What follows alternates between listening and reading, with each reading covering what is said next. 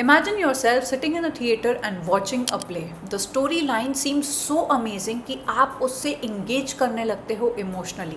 Actors की acting इतनी ज़्यादा realistic लगती है that you are now almost feeling each and every feeling and emotion जो वो actors portray कर रहे हैं. पर अचानक से जब आप ट्रांस में जाने लगते हो, एक एक्टर अपना कैरेक्टर ब्रेक करता है and he is like knock knock. आप जो देख रहे हो वो कोई कहानी नहीं है, वो एक रियलिस्टिक आइडिया है about social inequality and what are you going to do about it. तो आपकी वो ट्रांस की स्टेट टूट जाएगी and you will start thinking critically rather than engaging emotionally जो आप अभी तक उस पर्टिकुलर स्टोरी के साथ कर रहे थे. That is where your epic theatre comes into play, जो एक नॉन ट्रेडिशनल स्टाइल है जहाँ पर आपके ट्रेडिशनल थिएटर चाहते हैं कि ऑडियंसेस हमारे थिएटर में आए, रो रो कर जाएं एंड इमोशनली इंगेज करें. एपिक थिएटर एक ऐसा थिएटर निकल के आता है जो बात करता है about the social distancing between the actor and the audience to make the audience think critically about the happenings of the society and the political ideas. तो आज हम लोग बात करेंगे एपिक थिएटर के बारे में जो आपके एग्जाम पॉइंट ऑफ व्यू से बहुत ज़्यादा इंपॉर्टेंट है. इसके एसोसिएटेड राइटर्स के बारे में जानेंगे एंड द टर्म्स जो इस पर्टिकुलर थिएटर से आपको पता होने चाहिए जिनसे आपके क्वेश्चंस आने की संभावना है. तो आइए हम लोग उनको पढ़ते हैं और स्टार्ट करते हैं. If at all you like my style of teaching and you find it very easy, तो आप मेरे पूरे लिटरेरी मूवमेंट के कोर्स को चेकआउट कर सकते हैं जहाँ पर ना सिर्फ मैंने एपिक थिएटर पर और भी कई सारे मूवमेंट्स को पढ़ा के रखा है. Talking about epic theater, this was founded by a very important German writer जिनका नाम है Bertolt breach.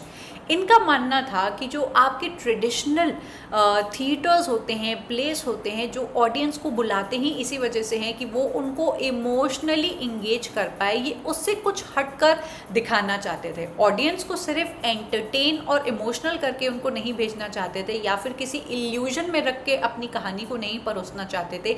He wanted the audience to think critically about the society.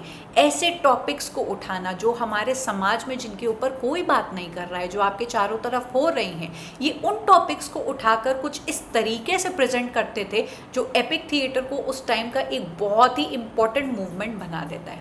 Epic theatre का मानना था कि उनको अपनी ऑडियंस को इमोशनली कनेक्ट ना करा के इंटेलेक्चुअली कनेक्ट कराना है और उनको इनकरेज करना है कि भाई आपके आसपास जो हो रहा है उसमें पूरी तरीके से आप खो मत जाओ, हर चीज़ से सवाल पूछो.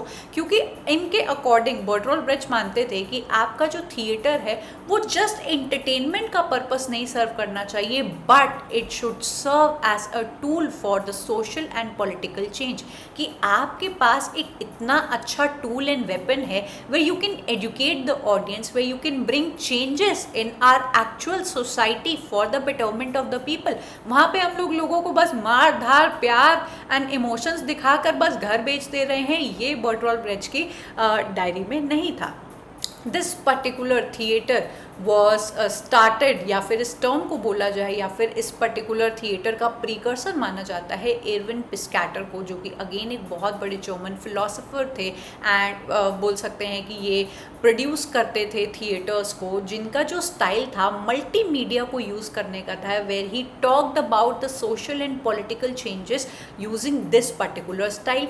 इनकी स्टाइल से बहुत ज़्यादा इन्फ्लुएंस हो जाते हैं हमारे बर्टोल्ट ब्रेच एंड अपने थिएटर में इसको अप्लाई करते हैं. नाउ एपिक थिएटर को अच्छे से समझने के लिए आपको ये सभी इंपॉर्टेंट कॉन्सेप्ट समझने होंगे और इनसे आपके एग्जाम में क्वेश्चंस पूछे गए हैं इन डिफरेंट पेपर्स की गेस्टस आपके कौन से थिएटर का एक बहुत ही इंपॉर्टेंट पॉइंट है, डायडैक्टिज्म कहाँ पे यूज़ किया जाता है, डायरेक्ट एड्रेस या ब्रेकिंग द फोर्थ वॉल कौन से थिएटर का एक बहुत इंपॉर्टेंट कैरेक्टरिस्टिक है. तो आइए हम लोग इसको एक बार देख लेते हैं और इनको आप लोग अपने नोट्स में ज़रूर से एक बार लिख लीजिएगा.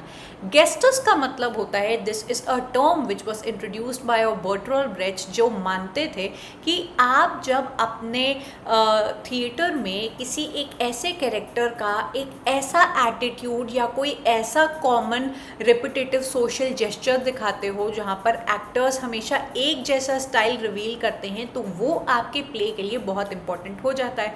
अगर आपने हैरी पॉटर मूवी देखी है तो उसमें प्रोफेसर स्नेप का जो मिस्टीरियस कैरेक्टर था जो अंत में रिवील होता है कि he was not something he was trying to be, वो उनके हाव भाव एंड बात करने के तरीके में बिल्कुल फिट बैठता था। सो गेस्टस इज़ अ स्टाइल जो कि एक कहानी के अंदर एक पर्टिकुलर कैरेक्टर के एग्जैजरेटेड मूवमेंट्स दिखा दिए या हमेशा उसके एक जैसे एक्सप्रेशन को दिखाता था, जो हम लोग को आइडेंटिफाई करने में हेल्प करता था कि ये अगर आ गया है, जैसे हमारे इंडियन सीरियल्स में कमोलिका आ जाएगी या वैम्प आ जाएगी तो एक स्पेसिफिक उनके पीछे ट्यून बजने लगती है या उनका ऐसा गेटअप कराया जाता है। This particular thing was intentionally done by your Bertolt Brecht. Next आता है हमारा एलियनेशन इफेक्ट और योर एस्ट्रेंजमेंट इफेक्ट। ये एपिक थिएटर का एक सबसे इम्पॉर्टेंट पॉइंट माना जाता है, जहाँ पर ट्रेडिशनल थिएटर में योर ऑडियंसेस या फिर जो थिएटर बनाने वाले पूरी तरीके से इंगेज कर ले जाना चाहते थे आपकी ऑडियंस को। Bertolt Brecht wanted to create a distance between the audience की अचानक से बीच में बोलने लगना कि ये भाई कोई कहानी नहीं चल रही है, कि भाई आपका ग्रेविटी को मात देकर आपके हीरो हीरोइन हवा में लटके हुए हैं तो यू आर क्राइंग कि कितना लवी डवी आपका चल रहा है। ऐसा कुछ भी रियल लाइफ में नहीं होता है। तो रियल टॉपिक्स को इंट्रोड्यूस करा के एंड आपकी कहानी में खो न जाने को इनकरेज करते थे आपके बर्टोल्ट ब्रेcht। एंड ही वांटेड कि प्ले देखते देखते हमारी जो ऑडियंस है वो एक्टिवली पार्टिसिपेट करे rather than being passive audience जो पूरी तरीके से खो जाए। इस एपिक थिएटर का एम था डाइडैक्टिज्म। ये लोगों को एंटरटेन नहीं करना चाहते थे कि लोग आए और बोले वाह क्या आज तो हम लोग ने मूवी देखी है, इतने आंसू बहाकर वो लोग घर चले जाएं। He wanted them to teach something, he wanted to give some kind of message जो आपकी सोसाइटी को बदलने में, आपकी ऑडियंस का दिमाग चलाने में उनको मजबूर करेगा।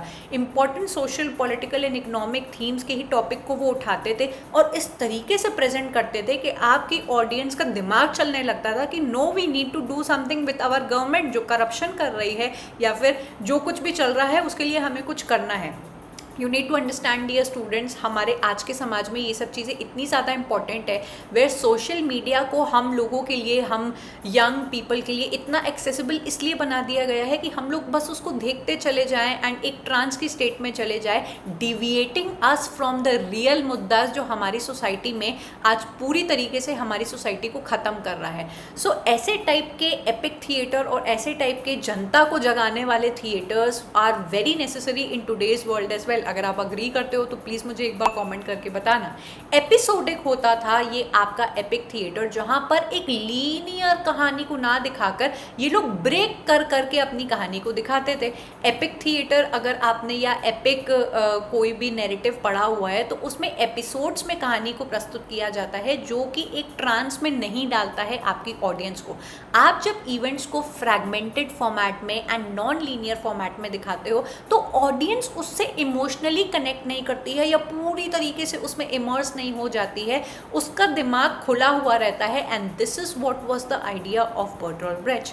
दूसरा जो इनका टेक्निक है वो है हिस्टोरिफिकेशन, जहाँ पर ये कहानी को आपके कंपैरेटिव या फिर समकालीन कहानी ना दिखा के आपको कोई डिस्टेंट फ्यूचर की कहानी बताते हैं या फिर आपके पास्ट की कहानी बताते हैं। पास्ट में होने की वजह से या फ्यूचर में होने की वजह से ऑडियंस से वो कहानी अपने आप ही एक डिस्टेंस में चली जाती है। क्योंकि जस्ट ट्राई टू इमेजिन कि आजकल क्यों हम लोग के सोशल मीडिया पर बेस्ड एंड जेंजी बेस्ड बहुत सारी मूवीज़ आती हैं, क्योंकि उनको हमारे लिए रिलेटेबल समझना एंड उसमें खो जाना बहुत ज़्यादा आसान होता है।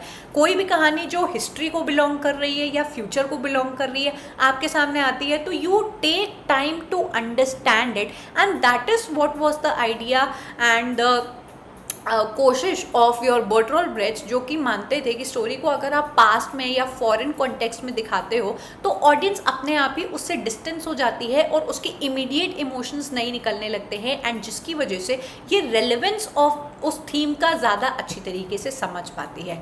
दैट इज़ वेयर इनका डायरेक्ट एड्रेस काम आता है कि बार बार जब ये लोग एक्टिंग कर रहे होते थे तो एक्टर्स सडनली अपने कैरेक्टर को ब्रेक करके बोलने लगते थे कि you are watching a movie, you are watching a play, इसमें खो मत जाओ, रोने मत लगो, इमोशंस पे मत बह जाओ।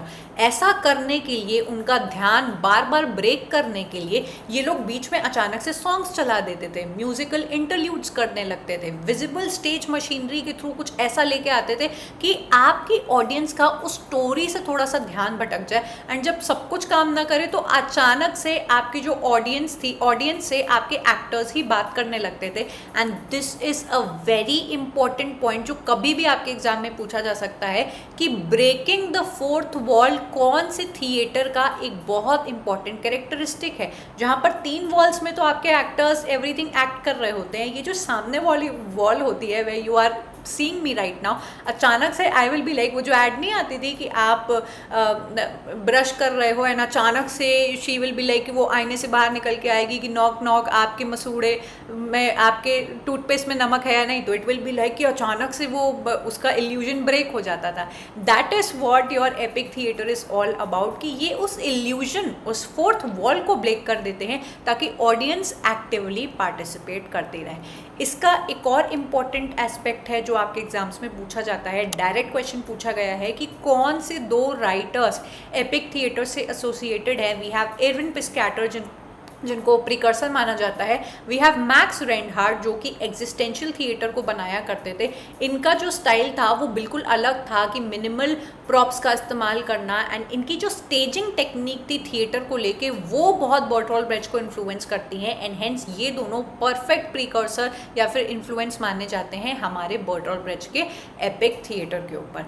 सो आई एम एक्सपेक्टिंग कि आपको एपिक थिएटर बहुत अच्छी तरीके से समझ में आया होगा, इतनी अच्छी तरीके से कि आप इससे रिलेटेड कोई भी क्वेश्चन अब मिस आउट नहीं करेंगे।